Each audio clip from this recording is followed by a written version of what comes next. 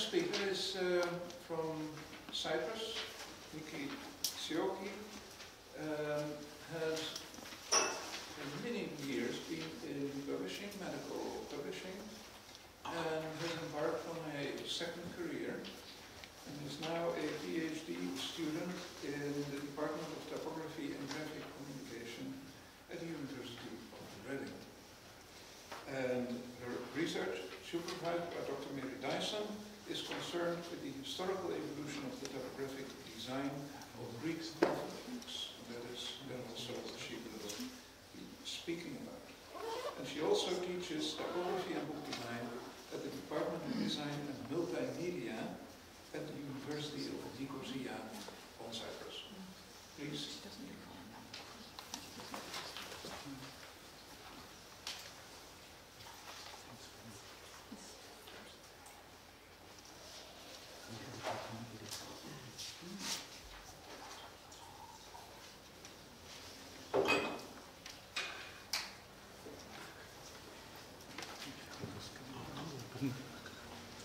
Thank you very much. Before I start, I would like to thank the academic committee and Dr. Soren Fruit for giving me the opportunity to be with you today here and present this paper. Serving the reader, typography and text layout in Greek alphabet books. Research has already recognized school books as cultural commodities with a multiplicity of meanings and uses. Along this line of thinking, the visual presentation of material on the printed page of the school book via layout and type variation is considered to be a code transmitting a meaning which needed to be decoded. Within this framework, this paper will explore the evolution of the typographic design of a sample of Greek alphabet books compiled and printed over a period of 60 years for 1771 until the 1830s. First, I will analyze the way in which the content of the books was graphically articulated, that is, was made visible through titled page layout, and see whether there were cases in which a specific design approach could be associated with the teaching method for reading. Next, I will question whether the design of these books addressed the needs of the intended users, and finally, I will try to shed some light on the person or the persons who was responsible of making typography function as a significant part of the learning process. The first Greek alphabet books, which had introduced a specific method for the teaching of reading, started to appear in the last decades of the 18th century. A number of them were published up to the beginning of the 19th century, when in 1834 the first state educational system was enacted. As artifacts, they tended to share a few characteristics. Most contained in their title the word alphabetarium, meaning alphabet book, since learning the alphabet dominated the early teaching of reading. A single method was adopted by all of them, named alphabetic. Their content had a common structure. Only a small number of pages was dedicated to the teaching of the reading mechanism, approximately 6 to 9 pages in the beginning of the book. They were followed by a variety of prose, mainly of a religious and ethical nature. Finally, they were produced outside the contemporary Greek territories and addressed a readership of native speakers who were mainly members of Greek communities that had been established in major European commercial centers. They were printed in those cities by local compositors and printers accustomed to the conventions of the Latin alphabet, who worked with types designed and engraved by skillful craftsmen also of foreign origin. The Megalphabetarium, a grand alphabet book, by Michalis Papageorgiou, is a representative example of the alphabet book that was used until the first decades of the 19th century. For this reason, I will now attempt a detailed presentation. It succeeded what was known as the traditional religious alphabet book, entitled Χρήσιμος Παιδαγωγία, useful pedagogic, called Philava, meaning pamphlet, because of its limited bulk of 16 pages in octavo size. It was the main instructional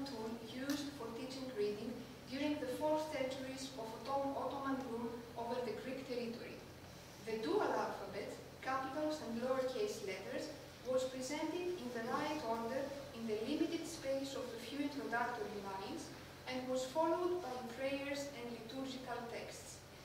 The woodcut that depicted a teacher and his pupils at the top of the first page and the alphabet were the only visual clues which made a reference to the potential instructional uses of the book and its readership. Χρήσιμος Παιδαγωγία was a tool generated within a period where an organized educational system was absent and the church's ideology dominated every aspect of everyday life. Thus, when the Mega Alphabetarium first appeared in 1771 in Vienna, it signaled a transition to a new era.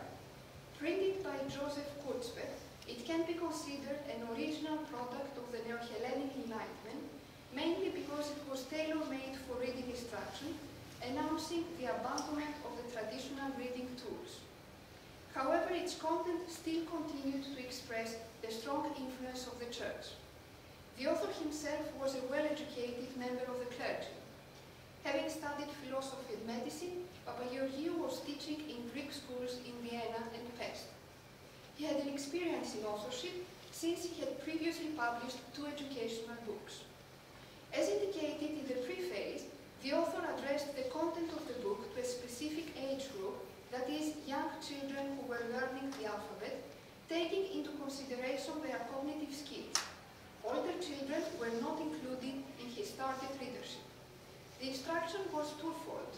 At the first stage, children were taught to read the range of letter forms they would be confronted with later in life.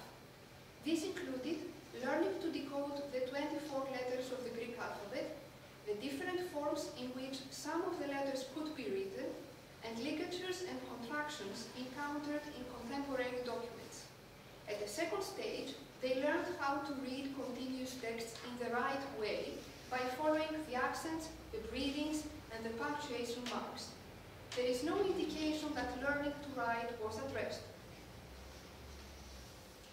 The type used for the composition of the text embraced the characteristics of the Greek Gerard letter. And you can see a short sample here. Inclined, though certain letters may appear less inclined, based on a cursive hand, with condensed counters, contrast between thick and thin lines, and numerous ligatures and contractions. The font employed contained alternative forms of small letters, a limited number of 7 ligatures, and was characterized by a heavily inclined stress. A comparison of the Mega Alphabetarium with other Greek publications of the same period printed in Vienna, and more specifically with Greek newspapers, revealed that the typefaces used had the same visual properties and the fonts employed consisted of the same restricted number of ligatures. Therefore, the features of the typefaces and the way in which they were employed did not address the needs of the particular readership, nor the special requirements of the intended instructional use of the book. They were rather dictated by the everyday printing practice of letterpress composition, which limited the range of characters that could be printed and presented a problem when characters for special situations were needed. The first 9 pages were dedicated to learning to read through the alphabetic method. Content was presented in a gradual progression from simple letters to meaningless syllables created by combining 2 and 3 letters. At the same time, its graphic organization indicated its instructional purpose. The alphabet was presented in the right order from alpha to omega, in the reverse order from omega to alpha, and finally entirely at random sequences. Letters and syllables were arranged one beneath the other in columns as in a table. This kind of text configuration was traditionally considered to have a mnemonic value. Vertical and horizontal spacing was the basic means for organizing such discrete units of information. No particular aids, that is column and row headings and dividing rules, were used to direct looking at and reading the text. Therefore, there was no indication how the first table of syllables should be read. The author probably counted on the guidance provided by the teacher. In the copy I examined, a child's scribbles on the first page could be interpreted as a child's need for further graphically clarify the structure of the content, and I'm talking about those 3 lines here. The content was divided into different sections introduced by a title set in capitals. Subtitles within each section were set in capital and small letters and in a larger size than the main text.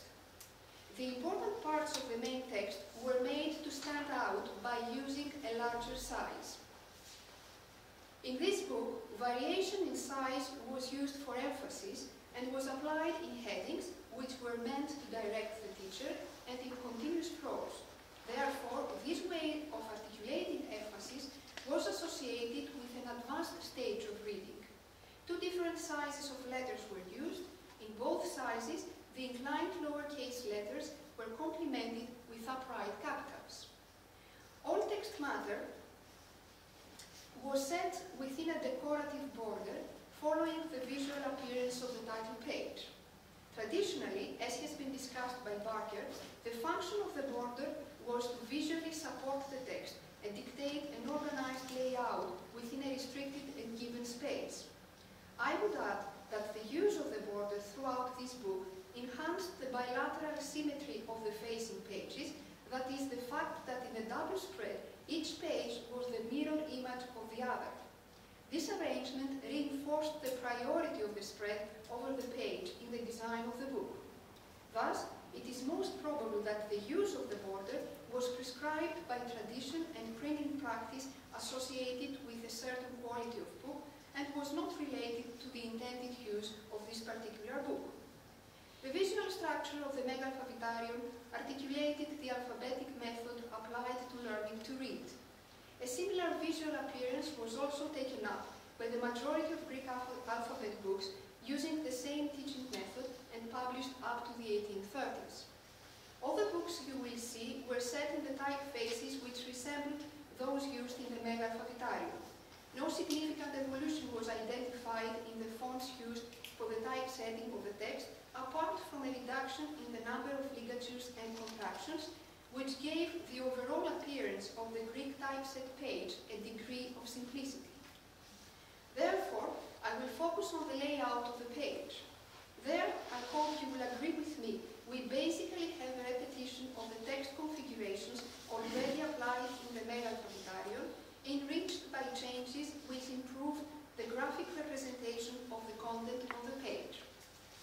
Ποικίλη διδασκαλία, meaning various teachings, by Polyzois Kontos, and Alphabetarion Approellinikon, meaning simple Greek alphabet book, are 2 alphabet books written by clergymen and printed in Vienna by Georgios Ventotis.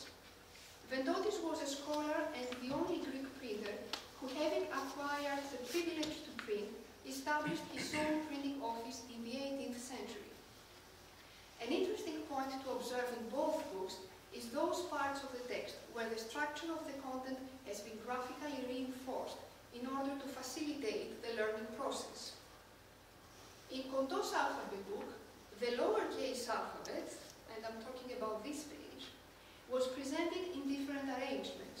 Each one was separated by horizontal lines, organizing the content in short textual segments. Those lines were used to avoid confusion because space was not adequate. It was a rational printer's decision that helped the reader, as the scribbles on the copy of the Megalphabetarium previously suggested. In Ευθυμίους' alphabet book, children were first introduced to the dual form of vowels and consonants arranged into text segments of no more than 2 lines, divided by topical headings. This information was repeated on the next page, where it was arranged in a table of 4 columns, separated by vertical lines to compensate for the lack of space. The names of the letters were presented in a matrix configuration based on the use of space. Each letter, followed by its name, was located in a cell not explicitly drawn. Column headings were added at the top of the tables, indicating the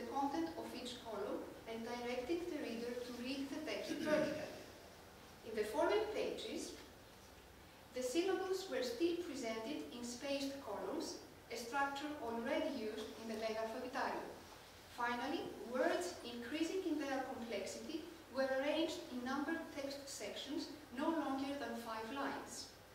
The organization of text in short segments was traditionally used as a mnemonic aid.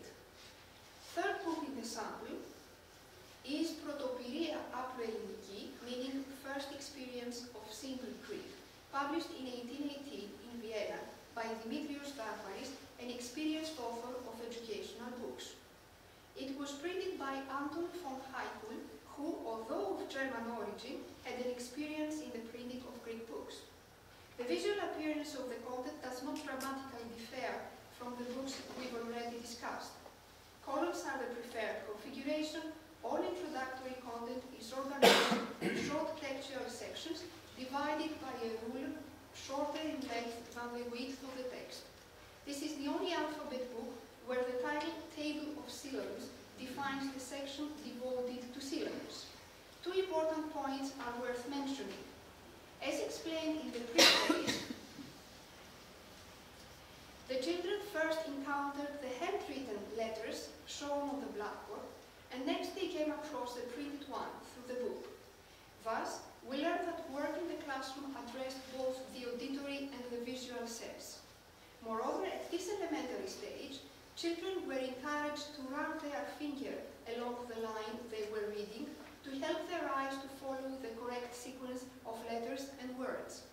Looking at the way the letters and the syllables were arranged, it is not difficult to imagine a child's small finger fitting in the space between letters and syllables. My final example is Rusiadi's alphabet book that has been chosen to stress how different it is from the previous books and to what extent its visual appearance failed to realize the author's principles of learning. In those principles, presented in the instructions provided by the author to the teacher, what was primarily exalted was the importance of learning through the eye. This principle justified the heavy use of the blackboard in the classroom for teaching, but it did not exercise any influence at all on the appearance of the alphabet book, which was mainly used as an auxiliary tool. The content was presented as continuous prose with no provision to aid learning through the organization of the text. As a result, the child encountered a dense page with no space available for the eye to rest and the finger to point at. Until now, the observation of books has clearly depicted that within the framework of the alphabetic method, the basic reading mechanism was gradually imparted through the spatial organization of the content. Text was organized in columns and short textual segments. Both these text configurations were traditionally associated with the mnemonic function of layout, as it was widely applied in the manuscript book of the Middle Ages. The choice of typeface used could not be related either to the intended usage of the book nor the skills and experience of the darkened readership. On the contrary, the types used belonged to the common printer's armory, as has been already discussed. Although the author in most cases explicitly expressed his intention to stimulate the child's curiosity and love for learning, such an intention was not reflected in the visual appearance of the books. Pictures were absent mainly because of the high cost of reproduction. Knowledge was transmitted exclusively through words. In this landscape dominated by the primacy of the text and the total absence of pictorial elements, the publication of 2 titles where content was visually enriched stand out. Vendotis of 1816, printed in Vienna, and Kokonis of 1817, printed in Constantinople, are 2 books where the visual appearance was drawing the children's attention. This was explicitly expressed right from the first page of each book. In both cases, the presentation of the alphabet in a display mode announced what the book was intended for and the profile of the reader. In Vendotis, ornamental letters of 16 mm height were arranged within a rectangular box and presented the capital alphabet. As Vendotis explained in his preface, first the 24 letters are presented with ornaments in order to be pleasant to the children. In the following pages of the book, content was presented through the correct balance of black and white space, and the common text configurations were orderly arranged in a symmetrical double spread. This was probably the result of a charismatic personality being involved in the making of the book. Vedotis, as already mentioned, was not only the printer of the book, but also a scholar with a long experience in writing and translating contemporary European works. Therefore, he possessed the theoretical knowledge to embrace a methodological approach that originated in the second half of the 18th century and would dominate European education throughout the 19th century, learning through the eye. At the same time, his long preoccupation with printing offered him the technical knowledge and skills to articulate this method by typographic means using the available technology, that is, letterpress and woodcut letters. In the same vein, Cocconi's book was clearly compiled for use by children. On the title page, it is explicitly announced that this is an attractive and methodic book for learning easily to read. Thus, in the first two pages, the intention to create a visually stimulated composition could be detected. The lowercase alphabet was presented in two display plates. Letter forms, probably reproduced by copper engraving, had the characteristic of handwritten forms. Hooked terminals and a slight difference between thick and thin strokes were the only features that had in common. Apart from those, each character had a unique form. An improvisation in the forms of the letters could probably be attributed to a craftsman, no acquaintance with the Greek alphabet, or a rough sketch probably drawn by the author himself in order to guide the engraver. I would speculate that it might have been done on purpose to counteract the austerity of the printed page and endow the book with a childish and more enjoyable appearance, but this would only be undermined by the identity of the author. In fact, Cocconis had received a very good education. At the time of the book's compilation, he worked as a private tutor in Constantinople. His preface provides evidence that he was well informed about the methods employed for teaching reading at that time in Europe. He compiled the book with the intention of tackling the problem of children's difficulty in learning to read and enjoy it.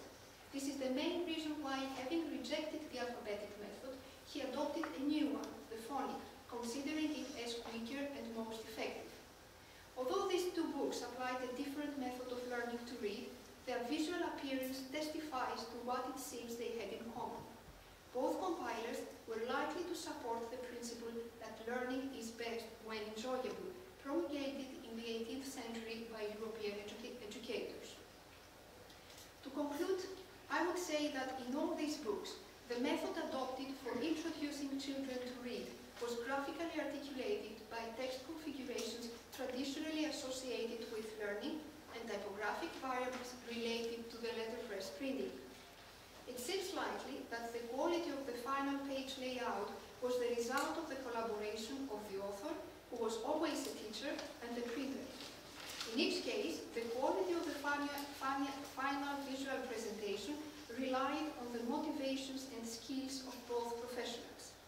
In the history of the Greek alphabet book, the relationship between the author and the printer emerged as a significant contextual influence on the making of